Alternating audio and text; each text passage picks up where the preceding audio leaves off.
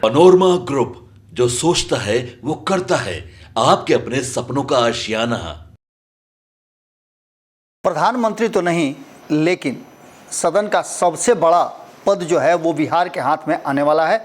हम आपको पूरी विस्तार से बता रहे हैं कि जिस तरह से 18वीं लोकसभा का चुनाव हो चुका है, रिजल्ट आ चुके हैं और प्रधानमंत्री के साथ साथ मंत्रिमंडल का शपथ ग्रहण भी हो गया है, लेकिन अब परिस्थिति है लोकसभा सत्र बुलाए जाने का और सत्र बुलाने की तिथि तय हो चुकी है।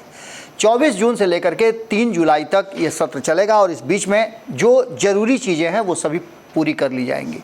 इस बीच में आपको बताएं कि जो नए सदस्य चुन करके आए हैं उनको शपथ ग्रहण भी कराया जाएगा और उसके साथ साथ शपथ ग्रहण के बाद एक सबसे महत्वपूर्ण जो भूमिका है वो है स्पीकर का चुनाव और डिप्टी स्पीकर का चुनाव। पिछले सत्र में 17वीं लोकसभा में डिप्टी स्पीकर कोई नहीं था, लेकिन इस बार स्पीकर और डिप्टी स्पीकर दोनों होगा क्योंकि इसकी संभावनाएं ज़्यादा व्यक्त की जा रही हैं और इसके पीछे का भी कई कारण हैं जो आपको हम समझाएंगे। लेकिन उससे साथ साथ आपको समझा दें कि 27 तारीख को तिथि तय की गई है जब राष्ट्रपति द्रौपदी मुर्मू दोनों सदनों को संबोधित करेंगी और आने वाले 5 साल के लिए जो सरकार की रणनीति है, योजना है, नीतियां हैं, उसको सामने रखेंगी। इसके बाद इस देश को पता चलेगा कि आखिर इन 5 सालों में सरकार करने वाली क्या है।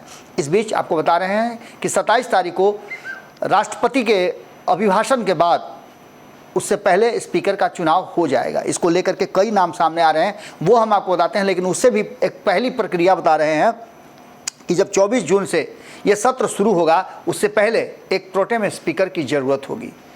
अगर बात करें हम आपको तो प्रोटेम स्पीकर के लिए भी कई नाम सामने आ गए हैं और नई लोकसभा की पहली बैठक जो होती है उस बैठक में पहले स्पीकर का पद खाली हो जाता है, जिसके लिए स्पीकर की जिम्मेवारियां प्रोटेम स्पीकर को दी जाती है और इसे राष्ट्रपति प्रोटेम स्पीकर के रूप में चुनते हैं या चुनती हैं। इन सभी बातों को लेकर के लोकसभा की पहली बैठक की अध्यक्षता प्रोटेम स्पीकर ही करता है और इसके चुनाव के लिए वरिष्ठ सांसद के सदस्य जो है उनके लिस्ट में नाम होते हैं और उन्हीं को ये मौका दिया जाता है। वरिष्ठ उम्र नहीं बल्कि लोकसभा में, राज्यसभा में कार्यकाल के आधार पर इसे चयन किया जाता है। इसमें कई नाम सामने आ रहे हैं, जिसमें फग्गन सिंह कुलस्ते का नाम है, बिहार से राधा मोहन सिंह का नाम है, भ्रातृहरि महताब जो हैं उड़ीसा से आते हैं उनका नाम है, मनसुख वसावा का नाम है।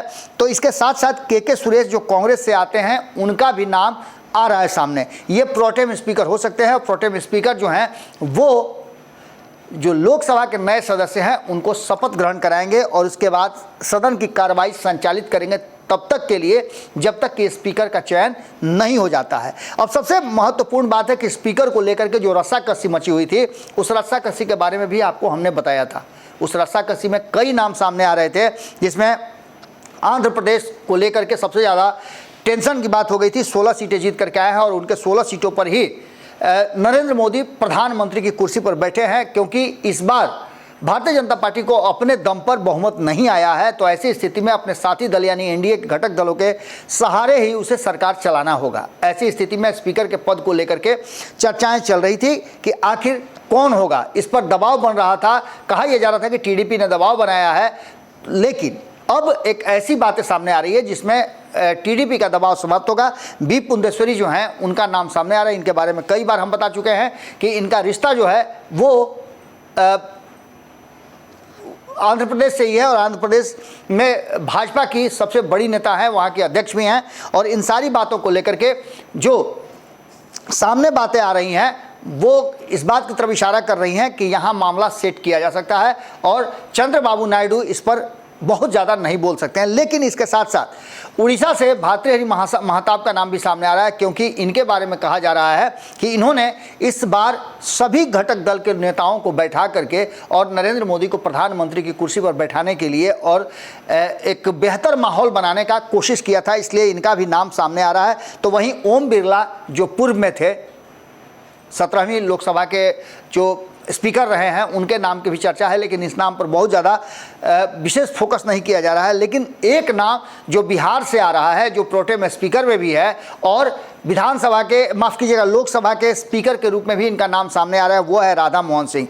राधा मोहन सिंह काफ़ी वरिष्ठ सदस्य हैं और इनके नाम पर मुहर लग सकती है। ऐसी स्थिति में बिहार में जो 2025 के चुनाव होने वाले हैं उसके मद्देनज़र भी इस पर विशेष फोकस करने की तैयारी है और इस मुद्दे पर ऐसा लग रहा है कि सहमति बन जाएगी। प्रधानमंत्री जब आप ये खबर देख रहे हैं तो बिहार पहुंचे हुए हैं और इन सारी बातों को लेकर के सभी फॉर्मेलिटीज़ पूरी कर ली गई है। साथ ही आपको बता दें ये भी कि किरण रिजिजू मल्लिकार्जुन खड़गे से मिले हैं और मुलाकात के बाद क्या बातें हुई है वो साफ साफ आपको समझ में आनी चाहिए, क्योंकि अब तक का जो रिकॉर्ड रहा है कि कभी भी टकराव की स्थिति नहीं आई है, खास करके स्पीकर के चयन में। सर्वसम्मति से स्पीकर का चयन हुआ है और दोनों ही पक्ष और विपक्ष दोनों मिल करके स्पीकर और डिप्टी स्पीकर का चयन करते हैं। स्पीकर सत्ता पक्ष का होता है और डिप्टी स्पीकर विपक्ष का होता है, प्रतिपक्ष का होता है। ऐसी स्थिति में आपको बता दें कि राष्ट्रपति की मंजूरी मिलने के बाद प्रोटेम स्पीकर और 3 सदस्यों को शपथ दिलाने की तैयारियां शुरू कर दी गई है और उस तैयारी के तहत अब आपको देखने को मिल सकता है कि 24 तारीख से जो सत्र चलेगा उसमें क्या कुछ निकल के सामने आता है। बहुत हद तक ये कहा जा रहा है कि लोकसभा स्पीकर के नाम पर एक बड़ा ट्विस्ट आ सकता है और बिहार को इस बार 18वीं संसद जो शुरू हो रही है उसमें एक बड़ा पद मिल सकता है। बिहार का मुखिया हो सकता है जो 18वीं लोकसभा को 5 साल तक संचालित करेगा। क्या होता है ये तो आने वाला वक्त बताएगा, लेकिन जो खबरें आ रही हैं वो बहुत पुख्ता है और बिहार से नाम जो है लगभग अंतिम पायदान पर आकर के खड़ा है। कभी भी इसकी घोषणा हो सकती है। जुड़े रहिएगा भारत लाइव के साथ, खबरों का सिलसिला लगातार जारी है। बहुत बहुत धन्यवाद। पनोरमा ग्रुप, जो सोचता है वो करता है। अगर ये वीडियो पसंद आई और वह बिहार के राजनीति और बिहारियत से सरोकार रखेनी तो सब्सक्राइब बटन दबा के चैनल के सब्सक्राइब कर ली। ओजे एगो घंटी बा, ओकरा बटन दबा देला से कुल सटीक और मारक खबर रुआ मुफ्त में मिल जाई। अगर रुआ पत्रकारिता के हमनी के नया प्रयोग में सहयोग कर चाहतानी तो ज्वाइन बटन दबा दी। पेटीएम नंबर नोट कर ली 9386816700। धन्यवाद।